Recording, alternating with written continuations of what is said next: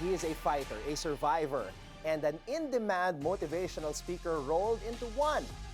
How he does it, we will get it straight from this indomitable warrior. Welcome to the BNC studio, Mr. Louie Sangalang. Brother, maraming salamat sa oras. Yeah, salamat, Anton. Glad to be here again in Bilyonaryo TV, and thank you for inviting me on your show. You've been making the rounds, guesting on various shows left and right, and napanood ko nga yung interview mo with Pinky Webb sa On Point. So thank you so much for coming back here and joining us on the Scorecard. Of course. Yeah. Louie, you've had such a colorful life, and dami mong pinagdaanan, and we will try to chronicle and take a trip down memory lane throughout this interview, this little time that we have. Let's start with the cancer. Learning that you had the sickness at the age of 21, paano nagbago yung buhay mo, knowing na your life would never be the same? Well, at the age of 21, medyo mahilig akong uminom ng time na yun. No? I think that I was very frustrated with life. And in general, parang galit ako sa mundo because I had frustrations. The usual teenager angst na sabihin natin. And because of that, I took it out on people.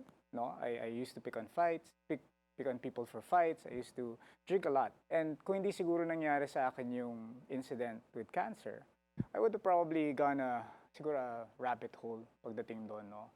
And I think that because of that, it realigned a lot of my priorities in life. That time, I had a newborn.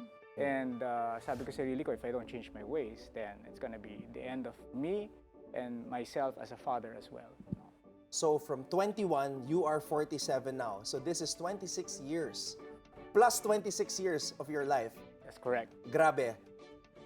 Paano nagbago yung buhay mo? Kasi I'm pretty sure kung hindi nangyari to, you wouldn't be the Louie Sangalang that you are today. Yeah, it's good that you mentioned that kasi I've always been athletic when I was younger. No?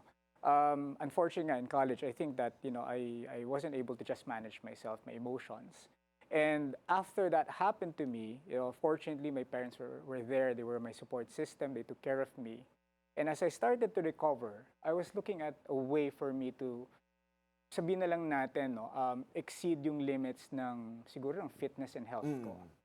Fortunately for me, during that time, yung mga nakakasama ko sa mga away, they were also into martial arts, which I was a huge fan of, no?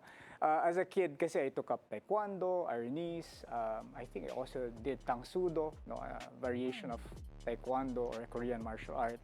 And along the way, sabi ko sa sarili ko, hey, why not prove myself in this field? And fortunate for me, nung time na yon, the URCC was up and coming. Yon. And I so happened to watch that together with my friends. The very first one in Casino Filipino. Okay. Sabi ko sa sarili ko, when I was looking at the fighters, was watching them, sabi ko, you know what? I told my friends, next year, nandyan na ako. And that was after I just came from surgery, from chemotherapy, from radiotherapy, as my treatment for my adenocarcinoma of the appendix, which was quite rare during that time. And ang nagkataon, this is a fight in 2018, but nung nagkataon nung time na yon, because the group that I was hanging out with, they were so interested in martial arts, marami rin akong natutunan sa kanila. And since they were also promoters of the sport, that allowed me to also step in that ring pa nung time na yun, di pa siya cage parang Pride, an older promotion.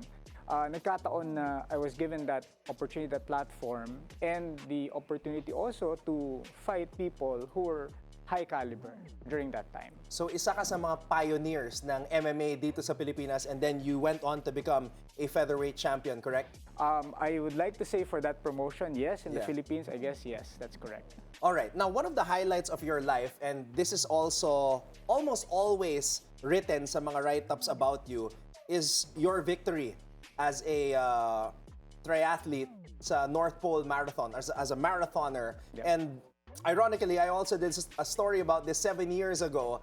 Tell me about that. I mean, looking back, syempre, ngayon, ang dami nang nasa runner era ngayon, sa panahon ngayon. But you did that in the North Pole with a jacket, boots, and all kinds of gear, fighting the elements. As you look back to that and seeing the running boom today, do you tell yourself like, grabe, ginawa ko pala yun? Well, after ko nag-martial arts, I made a promise to my parents kasi Okay. nasabi ko, okay, titigil muna ako dito because they didn't agree to it, no? Yeah. A lot of parents, I would assume during that time, kasi hindi pa putok yung MMA, yung jiu-jitsu, yung martial arts, as a professional, let's just say, as a profession or as a professional career. Sabi niya sa akin, why don't you go back to corporate and work? And sabi ko, okay, I'll do it, no? And because marami akong teenage angst nung time na yon, that was an opportunity for me to also heal yung issues namin ng family ko, ng parents ko. So that was a good thing that actually happened. Pagbalik ko ng corporate, napaka-rigid nung buhay. Kasi you go to work 9 to 5 or 9 to 6 or 8 to 5, whatever your schedule is. Sabi ko, I have to find a way to get back into sports kasi tumataba na ako eh. Nararamdaman ko na, I started getting slower and, I felt lousy, so to speak. And, when you are an athlete and you did that professionally for a time, hinahanap ng katawan mo yun eh, yung regimen mo, araw-araw. I could not find that in just running or just lifting weights. And nung time na yon, I remember watching this video about people who were swimming, biking, and running in the same event, the same day. Sabi ko, maybe I can try this. And it was good for me kasi nung time na nagtatrabaho na ako, I started biking. I was mountain biking during that time. Sabi ko, let me try this out. I got in touch with a coach, Coach Ige Lopez. Then he showed me the ropes. And he told me this is how we do it. And he put structure in what I was doing. Ang kinaganda lang ng multi-sport o ng triathlon, pwede mo siyang isingit at i-schedule na maayos sa araw mo. Whether you're an entrepreneur, whether you're a corporate professional, whatever it is that you do, madali siyang isingit because you can do it by yourself. You can swim by yourself, you can bike by yourself, you can run by yourself. Martial arts kasi lagi kang may partner na dapat doon mo tinetest yung skills mo, di ba? In the same way na parang siya rin natututo rin siya sa'yo. No? So that's the biggest difference. And when I was doing that for a while, one of my bosses, who fortunately joined another company who was sponsored the North Pole Marathon, called me up and said, you know what? You want to do something crazy? And he called me before Christmas. Sabi ko, boss, ano to? What's something crazy? Then he said, you want to run a marathon in the North Pole? Yeah. And sabi ko, this guy, he's a joker, he jokes a lot. So sabi ko sa kanya, boss, are you pulling my leg? No, I'm serious. You want to run a marathon in the North Pole? Sabi ko, sige, let's do it. Then and there, sinabi ko sa kanya. And he said, okay, Louie, we're gonna put you in the list. And we'll see if you can cut it. And fortunately for me, I guess yung profile ko fit the North Pole Marathon. And I started training with a lot of people. I trained again with my running coach, my endurance coach, etc. In fact, Mr. Romy Garduce, in fact, he also even taught me how to suit up properly for the North Pole. Kasi may certain way that you dress up in the Arctic region para hindi ka lamigin. Yeah. So, I remember my report, that was 62 finishers, if I'm not mistaken, and you ran this marathon in the snow, in the Arctic, for more than 8 hours. Yes, that's correct. So, grabe, salute sa ginawa mo. And of course, after that, there was your stint at One Apprentice. What was it like meeting a guy like Chatri Sidyotong? Oh, wow.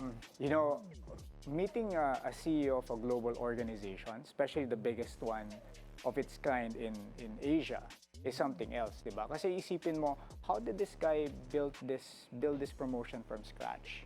And to me, that was one of the things that I wanted to learn from him. How do you build a startup into this behemoth of an organization wherein you're already managing fighters, you're managing sponsors left and right, you're raising capital and trying to run it sustainably.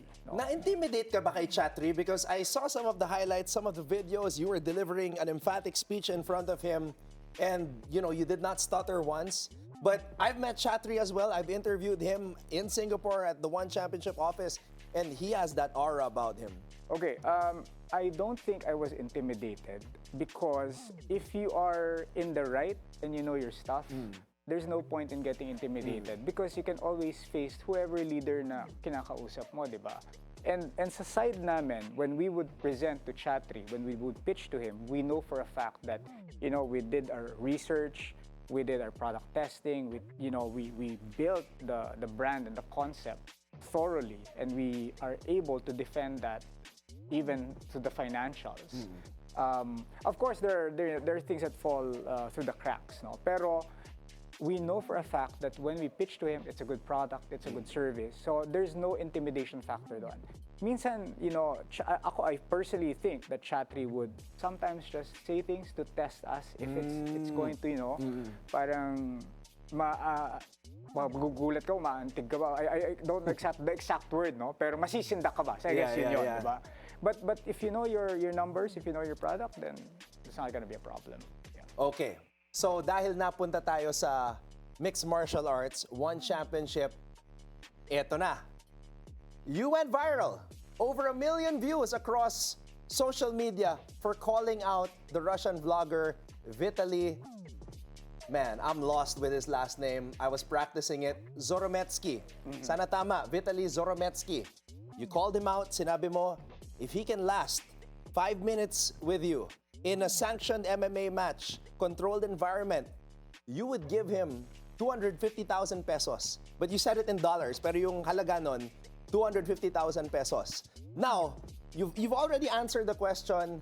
I want to do something different on the show. Let's stand up, Louie. Kasi kinakabahan ako dito. tayo mga Pinoy, Louie, syempre. Okay. Eto siya, lahat ng mga kalokohan na ginagawa niya. Yep. Ayan, hinamon mo. Kaya lang, nakulong. So hindi natuloy. Yung mga Pilipino, nasasayangan. Nasasayangan because I'm sure they wanted to see you, manhandle this guy. Now, syempre, I salute you for standing up to him because he's clearly a bully. Yep. Now, sinabi mo nga, you narrowed the tail of the tape. 5'6", malaking tao siya. Now, just for everybody's knowledge, di ba?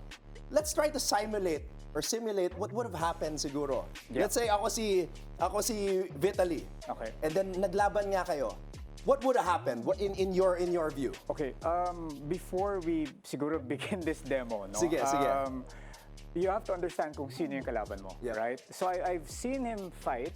Boxing. He's been in celebrity boxing matches. So definitely the guy has power, no? So pag tumama yan, he's bigger than me, he's heavier than me. Talagang masasaktan ako, no? So I would have to rely on a skill set na likely hindi niya masyadong alam. And that's my ground game or my jiu-jitsu game, my grappling game, right? So if I was in a cage with him, the first thing that I would do is I would try to close the distance. Okay. No? And how do you close the distance? There are several ways to close the distance. But normally, ang usually ginagawa ng mga professional fighters, sinusukat ka muna. Whether sukatin kita sa paa, sukatin kita sa kamay. And this big guy, he probably sees you. In his mind, he's like, oh, he's small, so I'm gonna go at you. Okay, so there's that thing also, right? Yeah. So what he's gonna do is probably gonna smother me. Kasi ako, ang usually ginagawa ko, kapag mas matangkad sa aking kalaban ko, I know that he can reach me with his hands, I would probably, kick the leg. Okay. Diba? Masakit to eh. Like, sorry masasaktan ka. Okay. I just kick the leg. Boom. Okay. I just kick that. And that is meant to parang distract him, right? So if you check my leg, if you kick me and kick me, I check your leg this way, right? Yeah. Then that gives me, you check my leg, you bring your leg up, then gives me the opportunity to now go inside and close the distance. Okay. No?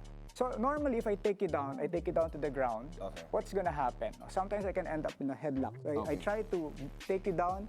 I take it down from this end, nasa labas ako. Most of the time, you'll do a headlock like this, right? So how do I escape this? Especially if this is very tight, I usually will just, the first thing I would do is fix my posture. Fixing my posture. Oh, I felt that. Okay. Mawawala sa balance yun. Correct. Magugulat yun. Correct, but I don't stop here because you can always choke me from this side. So I would try to always prevent you from choking me. Then I will turn to the side. So that now I am facing you this way. Dito wala ka na masyadong leverage, wala ka na masyadong balance. I can take you down this way, or I can even go further to the back. Malakas. Or either, one other way is I can either pull this out, put it to the back. And it's over. No, it's not yet over. I have to take you down first, right? I have to bring you to the ground. Or I can, kung nandito na ako, I can probably choke you. Okay? I won't continue na kasi medyo mabigat ako, brother. Pero that's one of the ways. So, If you got his back, man, he would not know what to do. Right. Kaya ako sinabi na, it's over. right. So, yung iba kasi minsan ginagawa naman nila, no, if I end up in a situation like, street fight, Yeah. minsan kasi nangyari, alam mo yung maaway ba? Dito naman, di ba? So, sapak-sapakin mo ako dito sa side na to. So the first thing, so you're holding me here, I need to control this, right? If I control this arm, that will prevent you from punching me. But I can't just stay here, right? So it's either that tanggapin ko yung suntok mo, okay lang to, tiisin ko to, then I trip you this way. I pull you to this side. Right? Grabe. I Grabe.